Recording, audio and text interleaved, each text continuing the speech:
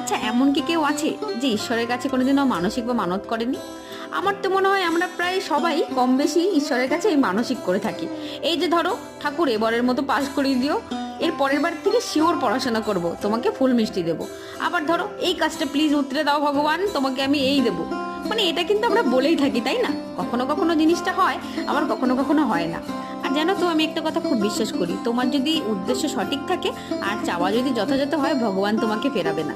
আমাকেও ফেরায়নি, জানো তো। যদিও মানসিকটা আমার ছিল না, আমার ঠাম্মার ছিল।